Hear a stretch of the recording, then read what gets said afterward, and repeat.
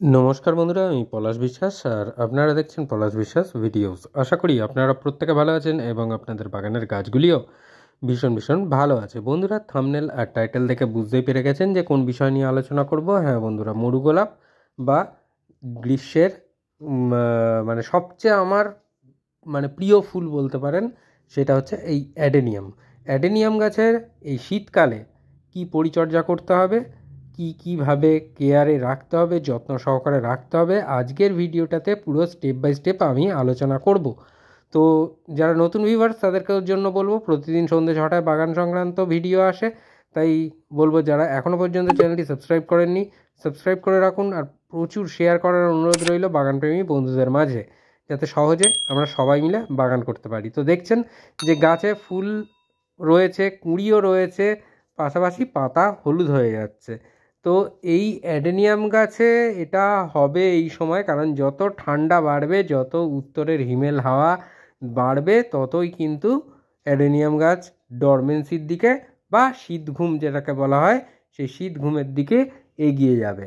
তো এই সময় দাঁড়িয়ে যখন ডরমেন্সিতে প্রবেশ করবে গাছ, তখন কিন্তু গাছ আর কোনোভাবে কোনো খাবার গ্রহণ করবে না, জল গ্রহণ করবে না। অ্যাডেনিয়ামের আমরা জানি যে কর্ডেক্স বা গোড়া যেটাকে বলা হয়, সেটার সৌন্দর্য একটা আলাদা মাত্রা এনে দেয় গাছটিকে।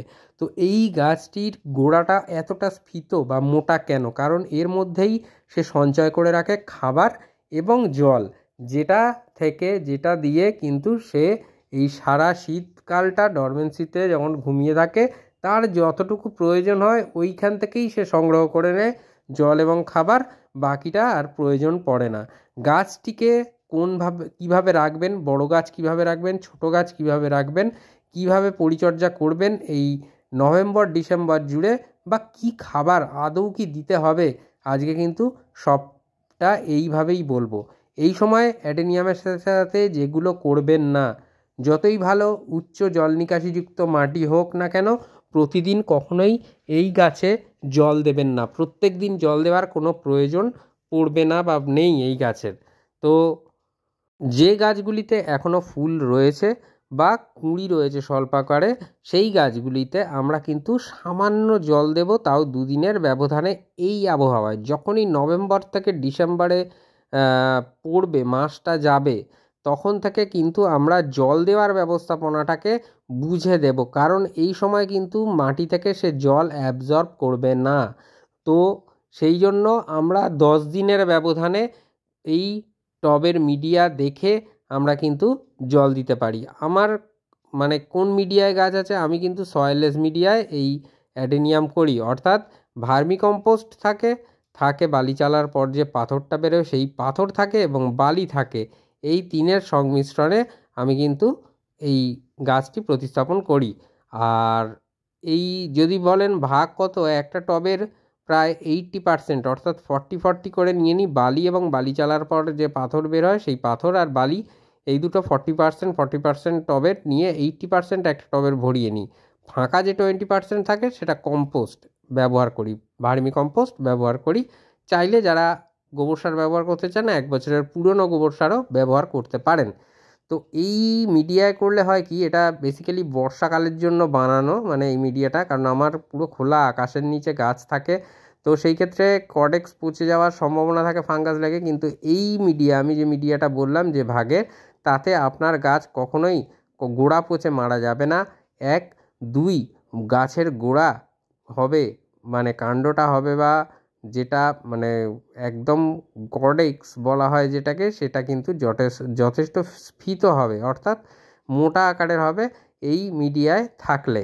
তো বন্ধুরা, যে জিনিসটা বলবো, যে এই গাছ অর্থাৎ এই অ্যাডেনিয়াম কিন্তু বহু বর্ষজীবী গাছ, যদি সঠিকভাবে রাখা যায়, সঠিকভাবে খাদ্যের যোগান দেওয়া যায়, তাহলে কিন্তু এইভাবে গাছটি বছরের পর বছর বেঁচে থাকে। তো আমার এই গাছটা যেটা দেখছেন, একটা মেজলার মধ্যে রয়েছে, এই গাছটার বয়স আনুমানিক বলতে আমার ঠিক এক্স্যাক্ট মনে পড়ছে না, তো এই গাছটির বয়স মোটামুটি 25 থেকে 26 বছরের কাছাকাছি হবে।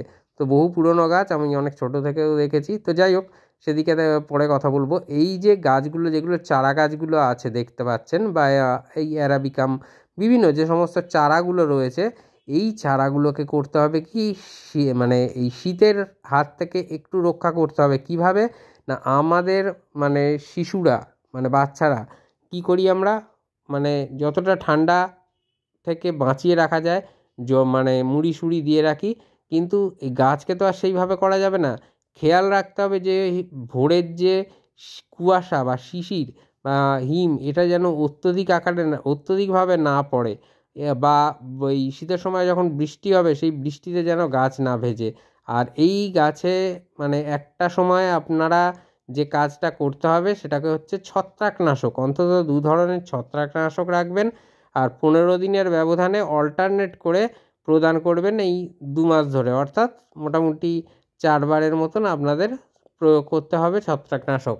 সেই ক্ষেত্রে আপনারা রেডোমিল গোল্ড রাখতে পারেন, টাটা ব্লাইটক্স রাখতে পারেন, স্যাফ ফাঙ্গিসাইড রাখতে পারেন, ব্যাবিস্টিন রাখতে পারেন, অ্যামিস্টার টপ রাখতে পারেন, যেটা আপনার কাছে সহজলভ্য হবে। অন্তত 2 ধরনের ফাঙ্গিসাইড আপনারা কিন্তু রাখবেন, এবং এই 2 ধরনের ফাঙ্গিসাইড আজকের যেটা দিলেন গোড়ায় মানে গাছের মিডিয়ার মধ্যে স্প্রে করবেন এবং গাছের পাতায় স্প্রে করবেন, এইভাবে রাখবেন। গাছগুলোকে ফুল সানলাইটে রাখার চেষ্টা করবেন, খুব ভালো থাকবে। আর যেভাবে ছত্রাকনাশক বললাম বিকেলের বেলা আপনারা সেই রকমভাবে ছত্রাকনাশক প্রয়োগ করবেন। এই সময় কিন্তু মাইটসের অ্যাটাক দেখা যায় গাছে, অনেক ক্ষেত্রে গাছে যদি পাতা থাকে বড় আকারে তাহলে কিন্তু এই মানে মাইটস অ্যাটাক কিন্তু ভীষণভাবে হয়। তো সেক্ষেত্রে কাকা, থিটা বা ওমাইট এই ধরনের কীটনাশক আপনারা কিন্তু স্প্রে করবেন, আর অবশ্যই 15 দিনের ব্যবধানে স্প্রেটা করতে হবে। আর ফাঙ্গিসাইড এবং কীটনাশক একসাথে করার কোনো দরকার নেই স্প্রে, আপনারা দুটো স্প্রের দিনের মধ্যে যে ব্যবধান বা যে গ্যাপ সেটা অন্ততপক্ষে 3 দিনের হলে খুব ভালো হয়। তো এইভাবে বললাম যে করে, সেইভাবে কিন্তু আপনারা যদি পরিচর্যা করেন আপনাদের একটাও অ্যাডেনিয়াম মারা যাবে না গোড়া পচে, বা উপর থেকে ডাইব্যাক হয়ে হয়ে নামবে না, কারণ শীতের একটা হিম আছে, সেই দিকটার কথা মাথায় রাখতে হবে। তো অনেক সময় এই কুয়াশা বা শিশির এই জাতীয় জিনিসগুলো যখন পড়ে তখন কিন্তু ক্ষতিগ্রস্ত হতে পারে, বিশেষত চারা গাছগুলো। তো মানে ছোটো সাইজের গাছগুলো এই রকম যেগুলো দেখুন ছোটো পটে দেখতে পাচ্ছেন সেইগুলো। তো এইভাবে যদি কেয়ার করতে থাকি আমরা, কোনো খাবার দাবার দেওয়ার কোনো প্রয়োজন পড়বে না, কোনো খাবার দাবার দেওয়ার দরকার নেই। ফুল সানলাইট, ফাঙ্গিসাইডের ব্যবহার, কীটনাশকের ব্যবহার সঠিকভাবে, এইভাবেই যদি রাখতে পারেন তারপরেই ফেব্রুয়ারি মাস থেকে আপনার বাগান অ্যাডেনিয়ামে ভরে উঠবে। আর অবশ্যই তা পরপর পরিচর্যা আসবে। তো নভেম্বর ডিসেম্বর মাস নাগাদ এই পরিচর্যাটা নভেম্বরে দিলাম, আপনারা ডিসেম্বর জানুয়ারি ধরে 2 মাস ধরে এই কেয়ারটা আপনারা চালিয়ে যান আপনাদের অ্যাডেনিয়াম গাছে, তাহলে দেখবেন কোনো ধরনের সমস্যা হবে না। এই শীতে এই 2 মাস ধরে ডিসেম্বর জানুয়ারির এই যদি পরিচর্যাটা আপনারা করেন, অ্যাডেনিয়াম সুস্থ থাকবে, সবল থাকবে এবং আগামী দিনে ফোটাবে গাছ ভরে ভরে ফুল। তো এভাবেই চলতে থাকুক বাগান, আর আমি আছি পলাশ। আপনাদের যতটা পারবো এই যে সময়ে যতটুকু দরকার সেই সময়ের ততটুকু ভিডিও আপনাদের সামনে, পরিচর্যার ভিডিও আপনাদের সামনে নিয়ে আসবো। আর এভাবে বাগান করুন, সহজে বাগান করুন, সুন্দরভাবে বাগান করুন, কারণ বাগান মন ভালো রাখার পাশাপাশি জীবনদায়ী অক্সিজেনটাও কিন্তু আমাদের জন্য জুগিয়ে দেয়। তো একটা গাছে যখন দেখবেন যে এইভাবে অ্যাডেনিয়াম ফুটে রয়েছে তখন কিন্তু আপনার মন যে জায়গায় চলে যাবে বন্ধুরা, সেটা কিন্তু এক কথায় অনবদ্য বা অসাধারণ একটা অনুভূতি সৃষ্টি হবে। তো আশা করি বুঝতে পারলেন যে এই শীতকালে অ্যাডেনিয়ামের কি কেয়ার করতে হবে, আর এই সময় কি করবেন না। এই সময় কোনো প্রুনিং বা রিপোর্টিং বিশেষ প্রয়োজন ছাড়া কখনোই করতে যাবেন না। রিপোর্টিং বা প্রুনিংয়ের কথাও বলছি, কোনো দরকার নেই এই সময় প্রুনিং করার। যা হার্ড প্রুনিং এবং রিপোর্টিং সেটা করব আমরা কিন্তু ফেব্রুয়ারি মাসের ফার্স্ট উইকের দিকে। তো পরপর পরিচর্যা আসবে, যেভাবে দেখাচ্ছি সেভাবেই বাগান করুন, সহজে বাগান করুন, খুব ভালো থাকবেন সকলে। আজকে মোটামুটি এটুকুনই, আবার আসবো আগামীকাল সন্ধ্যা 6টায় নতুন গাছের কোনো পরিচর্যার বিষয় নিয়ে। ততক্ষণ সকলে সুস্থ থাকুন, ভালো থাকুন, প্রচুর পরিমাণে গাছ লাগানোর পাশাপাশি অবশ্যই দেখতে থাকুন পলাশ বিশ্বাস ভিডিওস। মন থাক চিরসবুজ, পৃথিবী হোক সবুজময়, এই বলে আজকে এখানেই সমাপ্ত করছি।